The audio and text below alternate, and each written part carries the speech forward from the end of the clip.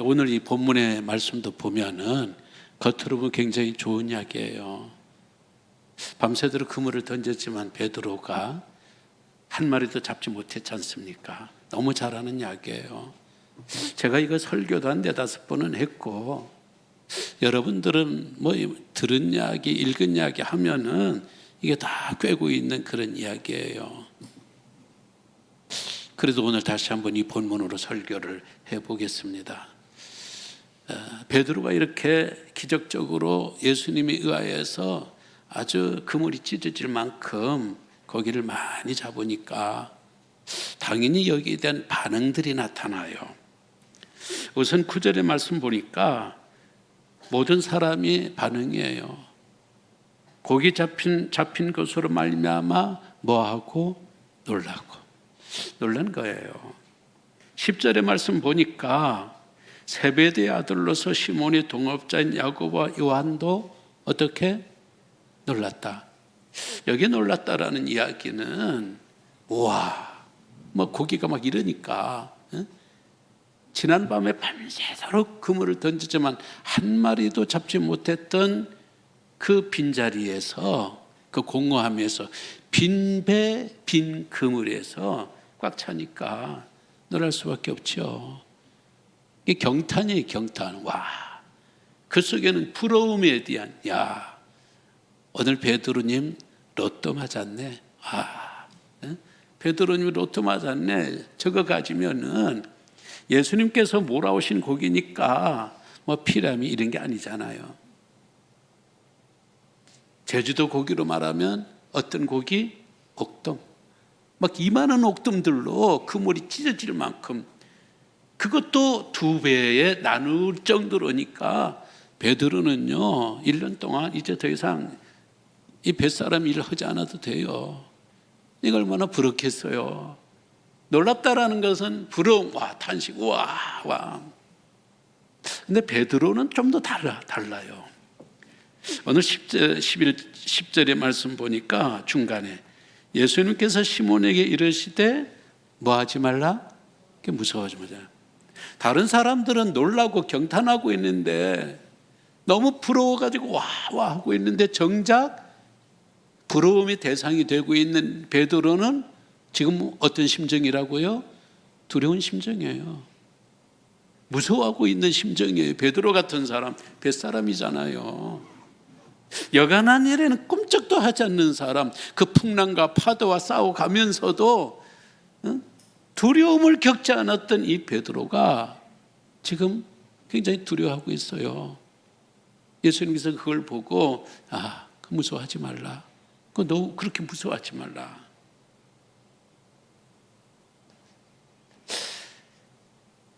이 마틴 하이데거는 두려움과 불안을 분리를 해요. 두려움과 불안. 두려움은 뭐냐? 두려움은 어떤 대상이 있어요. 대상에 대한 떨림이, 어떤 대상에 대한 떨림이 바로 두려움이라는 거예요. 불안이라는 것은 대상이 없어요. 정체를 알 수 없는데 뭔가 마음이 불안정한 거예요. 덴마크의 철학자 키엘케골은 두려움과 떨림이라는 책을 썼어요. 이 책이 뭐를 중심으로 쓴 책인가 하면은 아브라함이 아들 이삭을 바치는 그런 과정을 그리면서 그때 아브라함의 심정을 두려움과 떨림의 심정이라고 그랬어요.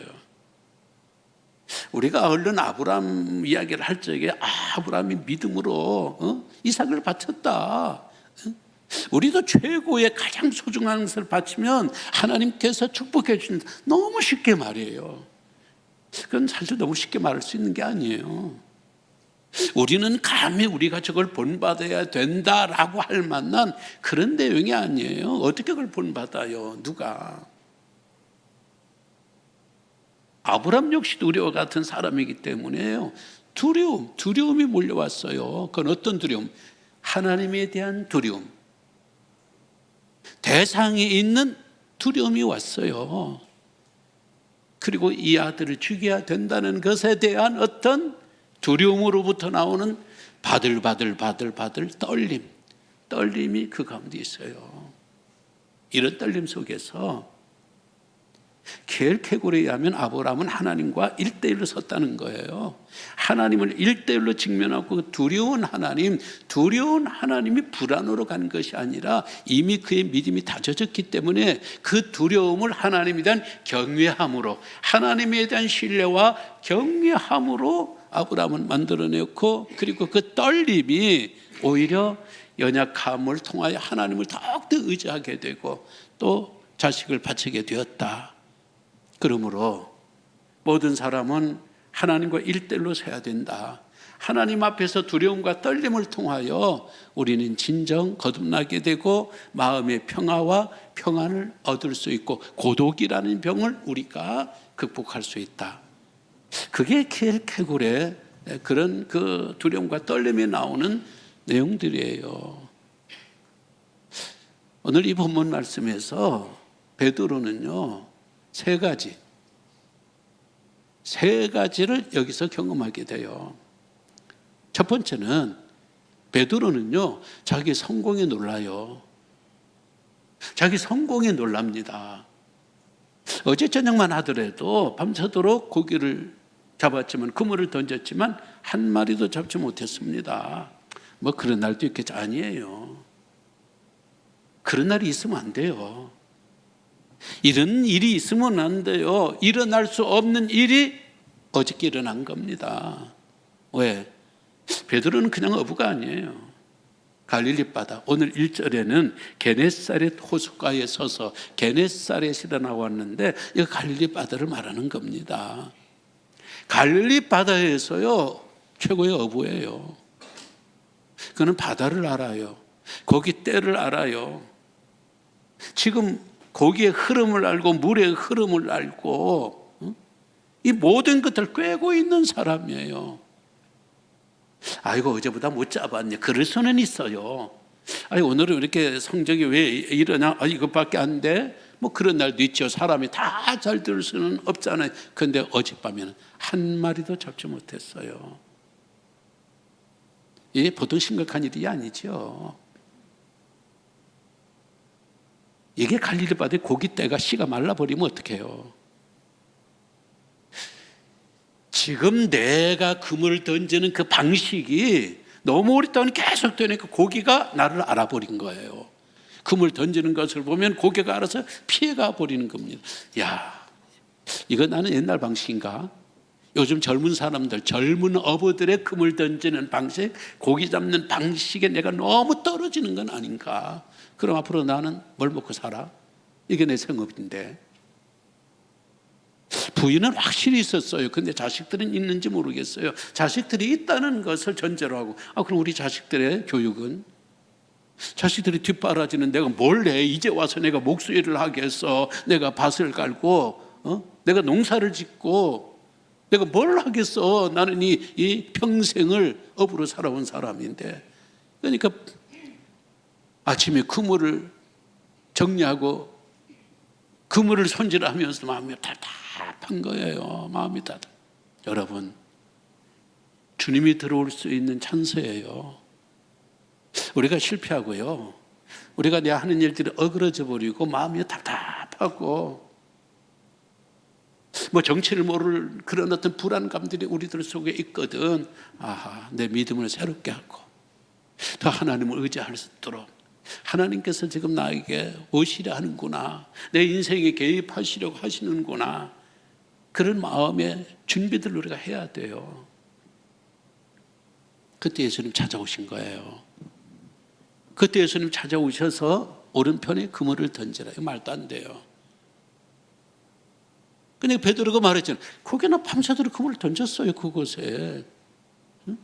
나는 평생 이 바다에서 바다와 살아왔고 그물과 살아왔고 뱃사람으로 살아왔고, 이 사람은 목수예요, 목수.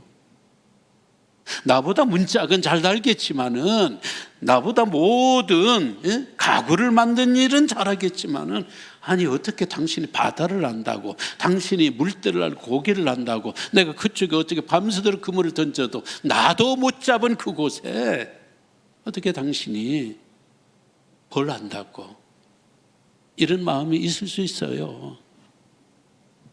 만약 그가 어제의 고기를 어느 정도 잡았다면요, 그렇게 이야기하면은 아니에요, 건방을 떨었을 거예요.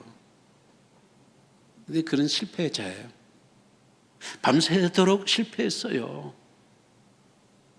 그러니까 답답하니까 믿지야 본전이라고 그 말을 들었고, 그리고 이분이 또 나름대로 선생이잖아요.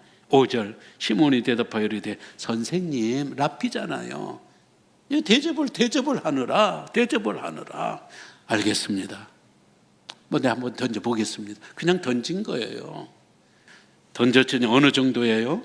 6절 그렇게 하니 고기를 잡은 것이 심이 많아 그물이 찢어지는지라. 막 고기가 막 발딱발딱거리는 것을 같은 어부들이 봅니다. 그래서 9절에 놀라고 10절에 놀라고 다 놀란 거예요. 탄성을 지르는 겁니다. 그들은 고기만 봤어요. 그러나 베드로는요, 놀람 정도가 아니에요. 그는 두려워했어요. 놀람이 아니라 무서워했다는 거예요. 사람들은 고기를 보면서 와 하고 했지만은, 베드로는 고기를 몰아오신 분, 고기를 잡게 하신 분, 고기를 넘어서 예수님을 바라보고 예수님이 하신 그 일이에요. 너무 경외함으로부터 오는, 그리고 두려움, 무서움, 놀라움을 그는 갖고 있는 거예요. 이분이 도대체 누구냐? 아니 이분이 도대체 누구길래 나도 모르는, 나도 잡을 수 없는, 밤새도록 내가 헛 그물질한 그곳에 어떻게 그걸 알았을까? 그것에 고기가 있다는 것을 어떻게 알았을까? 결국 뭐예요? 이분이 고기를 몰아온 거예요. 배 오른편에 그물을 던져라, 나에게만 명령한 게 아니고 고기들에게도 명령한 거예요. 이쪽으로 다 모여, 이쪽으로 다 집합. 놀란 거예요. 그리고 두려움을 갖습니다.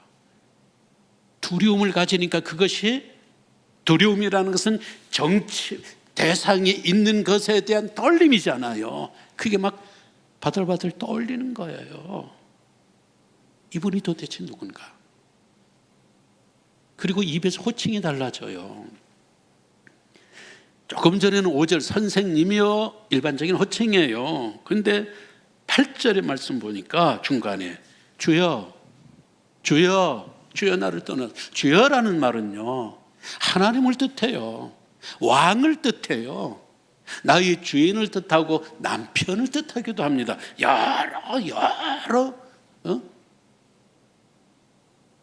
여러 내용으로 이 말을 씁니다. 여기서 말하는 주여라는 건 뭡니까? 주여라는 말은요, 당신은 이 갈릴리 바다를 지배하시고 갈릴리 바다를 통치하고 고기들에게 명령하고, 당신은 창조주이십니다. 모든 만물을 주장하시고 주관하시는 그런 분이십니다. 처음에는 자기 성공했잖아요 지금. 그래서 주변에 있는 사람들은 베드로의 성공에 베드로도 자기 성공에, 어저께 실패자가 오늘 성공했으니까 배에 가득 찬, 그물에 가득 찬 고기를 보면서 굉장히 참 그랬지만, 또 생각해 보니까 이게 아닌 거예요. 자기를 성공시킨 분은 내가 아니에요. 내가 성공한 게 아니에요. 내가 그물을 던지긴 했지만은 그물에 모아주신 분은 예수 그리스도예요. 나의 성공을 자랑하지 않고 주님을 바라보면 주님에 대한 두려움, 그리고 떨림. 두려움과 떨림은 뭐예요? 나는 성공할 수 없는 사람이거든요. 근데 내가 지금 성공했단 말이죠. 근데 암만 생각해, 그 성공은 내가 한 게 아니에요. 성공시켜 주신 그분이 계신 거예요. 자기 성공 속에서 그는 하나님의 성공을 보고 하나님의 능력을 보는 겁니다. 두 번째 베드로는요, 자기 고백에 놀래요. 자기 고백에. 자기가 고백해놓고 자기가 놀래버렸다니까요. 베드로가 뭐라고 고백을 합니까? 선생님 감사합니다. 선생님 감사합니다. 밖에 나가서 우리 식사 한번 하죠. 이거 회 좀 떠가지고 제가 아주 그냥 대접을 잘해드리고, 그리고 맨날 하는 이야기지만, 안 그러면 그 목소리를 하지 말고요. 그 목소리 해봐야 그 돈 얼마나 벌겠습니까? 그 고생하고. 그러니까 나하고 동업해요. 동업. 선생님 할 일 없어요. 어디 가서 그물만 던지라고 하고 그물 던지고 끌어오고, 그리고 이거 손질하고 그것은 내가 다 할고 선생님하고 나오고 뭐 반반 나누든지 2대8로 나누든지 3대7로 나누든지 동업합시다. 이게 정상이잖아요. 얼마나 매력적인 사람이에요. 이 사람 붙들면 이건 무조건 대박이에요. 모든 사람이 그렇게도 생각할 수 있는데, 아니면 최소한 식사 대접해 드릴게요, 이 정도를 기대했는데 이거 웬 말이에요? 이런 베드로가 예수님 앞에 그냥 벌떡 그 앞에 쓰러지는 거예요. 그 앞에 벌떡 쓰러져 무릎을 꿇고 엎드려 하는 이야기가 8절, 주여 나를 떠나소서 나는 죄인입니다. 이게 뭐예요? 아니 뭐 고기 못 잡은 게 죄인이에요? 예수님을 살짝 깔보기도 했겠죠. 아이고 목수가 뭘 안다고 그냥 저리 던지라고 그러나 그게 죄예요. 그렇게 크게 엎드릴 만큼. 뭐 어젯밤에 무슨 베드로가 칼부림을 했어요. 뭐를 했어요? 무슨 큰 죄를 저질렀다고 지금은 기뻐하고 탄성을 지르고 사람들과 함께 축하를 하고 잔치를 벌려야 되는 이런 마당에 이 베드로 참 엉뚱한 면이 이런 데서 나타나요. 그러니까 엉뚱한 게 아니에요. 베드로만이 할 수 있는, 두려움 속에서 떨림으로 나간 베드로만이 할 수 있는, 연출할 수 있는 장면이에요. 여기에 비하인드 스토리가 있어요. 그것이 요한복음 1장입니다. 요한복음 1장에 가보면 안드레가 형을 찾아옵니다. 안드레는 굉장히 종교적인 동생이에요. 굉장히 종교 성향이 강해요. 그래서 그가 세례 요한의 제자가 되었는데, 예수님이 나타나자 세례 요한이 내가 진짜가 아니고 나는 그냥 선구자고 나는 안내자고, 그러니까 저분을 저분 보라, 세상 죄를 지고 가는 하나님의 어린 양, 저분을 찾아가라. 제자들을 예수님에게 이양을 시킨 거예요. 안드레가 가서 그 말 듣고 너무 좋은 거예요. 그러니까 형이 생각났습니다. 형을 찾아왔습니다. 형, 난 메시아 만났어. 그래? 형, 같이 가봐. 나랑 가서 그 메시아의 말씀을 들어봐. 그래서 요한복음 1장에는 안드레의 인도를 받고 형 베드로가 가서 말씀을 들었는데, 그냥 그래요. 이 사람 고기밖에 모르는 사람이니까. 예? 종교성이 없는 사람이잖아요. 아우야, 너나 잘 믿어. 너나 잘 믿고 너나 저 사람 잘 따라다니고, 나하고는 영 안 맞네. 난 도통 내 귀에 들어오지도 않고 저 사람이 메시아라는 그런 걸 발견할 수가 없어. 너나 잘 믿어. 저분 아니야. 그리고 온 거예요. 자기는 그 예수라는 사람 까맣게 잊어버리는데 예수님이 찾아오신 거예요. 구원은 이런 겁니다. 우리가 찾아가는 게 아니에요. 아담과 하와가 하나님을 찾은 적 없잖아요. 하나님이 찾아온 거예요. 우리가 하나님을 찾아간 것이 아니라 하나님이 죄인된 우리들을 찾아오신 거예요. 베드로를 찾아오셨어요. 그래서 오늘 그물을 던져라 했고, 그 말씀대로 그물을 던졌더니 이만큼 꽉 찬 거예요. 누구예요? 바다를 주장하시는 분, 고기들을 주장하시는 분, 자연을 주장하시는 분, 누구예요? 창조주죠. 이분을 내가 몰랐던 거예요. 이분을 내가 우습게 알았던 거예요. 이분을 내가 인정하지 않았던 거예요. 그러니까 그 뜻은 무엇입니까? 잘못했습니다. 못 따라봐서 내가 잘못했습니다.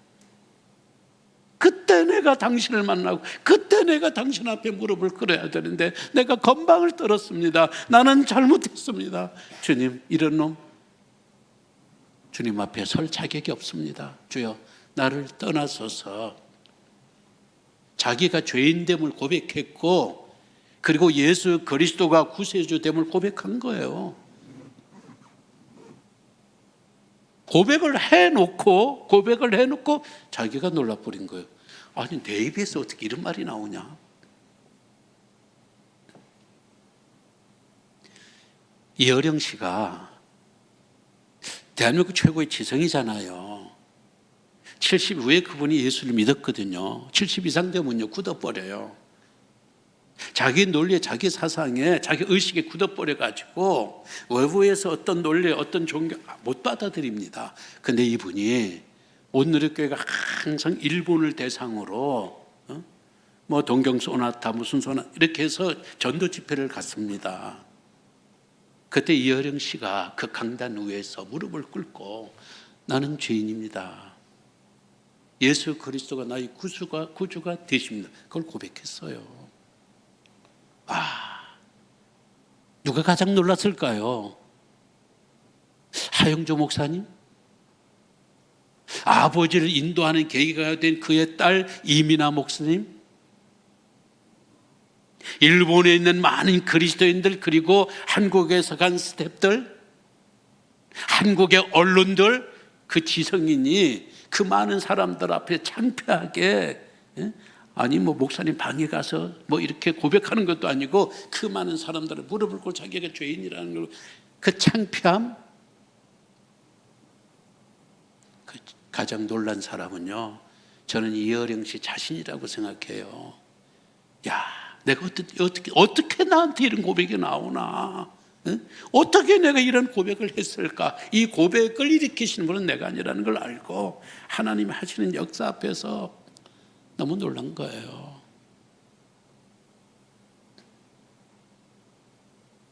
만유인력 법칙을 발견한 아이작 뉴턴, 영국의 수학자예요. 이 사람에게 기자가 물었습니다. 당신은 많은 것들을 발견했습니다. 그 많은 것들 중에 가장 내세울 만한, 당신이 인생에서 가장 내놓을 만한 발견 업적이 무엇입니까? 그랬더니 두 가지입니다.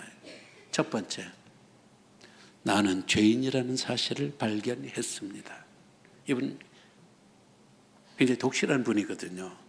물론 독실함이라고 할 적에 우리하고는 조금 뭔가 좀 달라진 그런 부분이 없잖아 있습니다. 내가 죄인이라는 사실을 발견한 것이 어떤 것을 발견한 것보다 최고래요.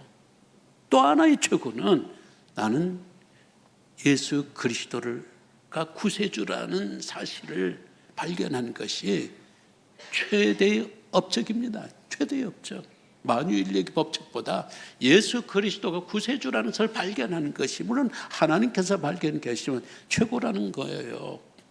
오늘 이 베드로가 남들은 와 경탄하고 있는데 이 고기를 본 것이 아니라 고기를 잡게 하신 그 예수 그리스도 앞에서 이분이 구세주이심을 모르고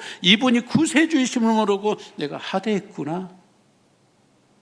그분 앞에서 너무 두려운 거예요. 이 창조주 앞에 1대1로 대면하니까, 바다를 주관하시는 분하고 1대1로 대면하니까 너무 두렵고 그 두려움은 떨림으로 왔습니다. 떨림을 통하여 그는 엎드려진 거예요. 자기가 죄인임을 고백한 거예요. 세 번째, 자기 사명에 놀라 자빠져요. 자기 사명에. 이걸로 예수님과의 인연이 끝나는 줄 알았을 거예요. 그런데 예수님은 그 인연을 끝내지 않아요. 더 긴 인연, 깊은 인연을 만들어 가요. 그게 뭐냐면은 10절 마지막에 말씀 보니까 이제후로는 내가 사람을 취하리라. 사람 낳고 사람 잡으라는 거예요. 고기 잡는 데는 1등이에요. 고기 잡는 데는 누구와 상대할 수 없는 자기가 최고라고 자기가 자신하지만은, 아니 뭐 내가 뭘 사람을 알아? 내가 사람의 심리를 알아? 내가 가르치면 내용을 알아? 나한테 뭐 리더십이 있어? 근데 예수님께서는 네가 사람을 취하게 될 거라는, 영혼을 구원하고 사람을 낫게 되리라는, 그런 사람이 되라는 엄청난 미션을 주신 거예요. 자기 앞에 놓여진 그 사명, 자기에게 주어진 그 사명 앞에 너무 놀란 거예요. 너무 놀라고 만 겁니다. 이 두려움 그리고 떨림, 이 두려움과 떨림을 통하여서 베드로는 불안에 빠지지 아니하고요, 확신으로 돌아섰어요. 이런 분이면 틀림없다. 빈비를 채워주신 이분, 빈 그물을 가득 채워주신 이분, 어제 저녁에 나의 실패 속에서 찾아오셔서 나를 성공자로 만들어내신 이분, 이분을 따르면 이제 더 이상 고기 잡는 사람의 어부가 아니라 사람을 낚는, 영혼을 취하는 그런 사람이 내가 된다니, 내가 될 수 있다니, 아멘입니다. 한번 해보겠습니다. 그리고 11절, 그들이 베드로를 육지에대고 모든 것을 버려두고 예수를 따르니라. 두려움과 떨림 속에서 이런 상황이 이어졌기 때문에 모든 것을 벌 수가 있었지, 그냥 죄와 믿음 아닙니다. 오늘 늘비교회 성도님들이 이제 허투루 우리가 그냥 왔다 예수를 믿지 말고 이제 정말 하나님 앞에서 일대일로 서보는 그런 순간들이 있었으면 좋겠어요. 하나님 살아계시구나. 내 믿음이 대상이 된 하나님이 성경처럼 있는 것이 아니고 내 인생 가운데 찾아오시고 살아오셨구나. 너무 그 두려움이 불안으로 이어지지 말고 그 두려움이 떨림이 되고, 떨림이 고백이 되고, 그 고백 가운데 사명이 주어지고, 이런 일들이 갈릴리 바다에서 일어난 것처럼 오늘 이 늘빗교회라는 이 어장 속에서 이런 베드로의 고백들이, 베드로의 사명자들이 많이 나올 수 있기를 주의 이름으로 축원합니다. 다 함께 일어나셔서 찬양합니다. 542장입니다.